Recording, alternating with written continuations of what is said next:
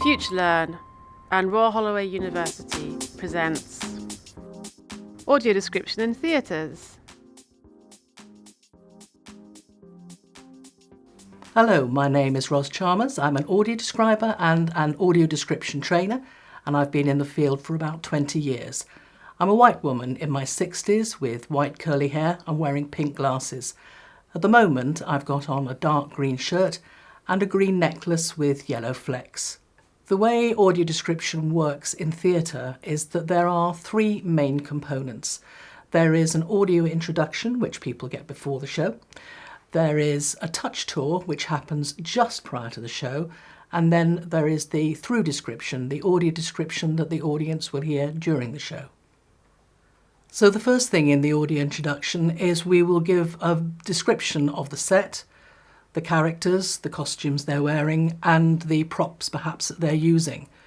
One of the things about the audio description of myself was that I didn't mention the fact that I'm also overweight, or plus size if you want to be polite about it.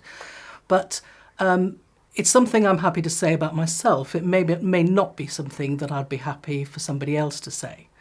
So we have contact now with the company, with the actors, and we ask them how they would like to be described. And we take that into account when we are writing a description of the characters and the costumes. I like to, and quite a lot of audio describers like to walk the set before we see the show for the first time to become familiar with some of the colours and the costumes and the props so that we know that we're describing them accurately. Once we've finished the audio introduction, we send it to another editor, another audio describer, who's not familiar with it, to make sure that it makes sense and that we haven't missed anything out. The blind or partially blind audiences get hold of these audio introductions usually through an MP3. So it'll be a recording so that everybody can listen to it. But good practice is always to make it available as a Word document as well, so that people can either download it or they can listen to it on their screen readers. It's never good practice to put it as a PDF because not everybody's screen reader reads PDFs. So they'll be able to do it at their leisure, they'll be able to become familiar with the material in advance and as many times as they want to. So after they've had the audio introduction, they are ready for the show.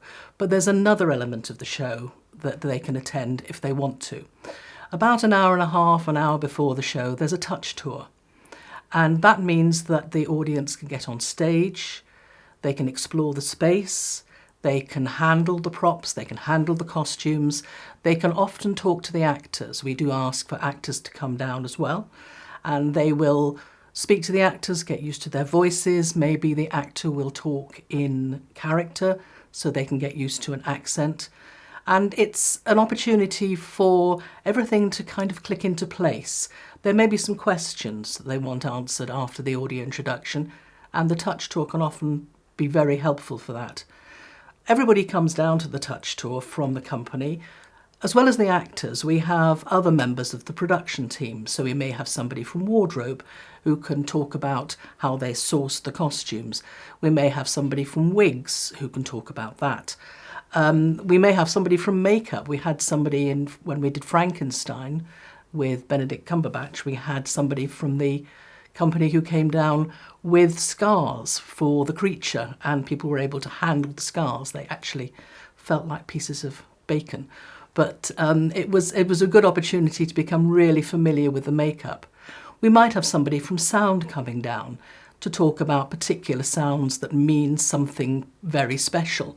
In the Trojan Women, there was a sound when a large shutter was supposed to come down. So they played the sound for it so that people would understand what was happening at that particular point. We often have people from lighting coming down. There was a show I did called Constellations, and basically the set was lights. And we were able to talk about the lights, the colours of the lights, and what they meant in terms of the show.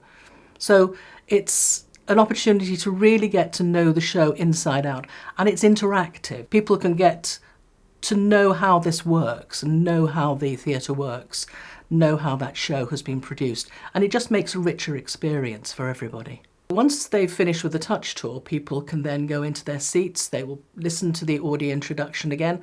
The show will start, and they will have what we call the through description, the audio description, which is there really to explain the parts of the show that are only there through visual aspects. So that could be somebody's reaction. That might mean that a character is angry. Very rarely does a character turn around and say, I'm angry with you. They may walk away, they may turn their back, they may glower at somebody, they may exchange a glance with somebody else. And those things have no dialogue. There's nothing that's oral to tell you about it. So that's when the audio describer would get in and describe what a reaction might be. We might describe a fight, we would describe a dance scene, we would perhaps describe a change in scenery as you move from an inside space to an outside space. So there are very many places where we try to get that information in. But we have this sort of maxim as we describe what we can, not necessarily what we want to, because the script comes first. People get their information lots of different ways. They get it through the sound effects, they might get it through the actor's delivery, they get it through the dialogue, they get it through the music. We're just another form of information for people. Royal Holloway University, supported by the Arts and Humanities Research Council and Vocalise.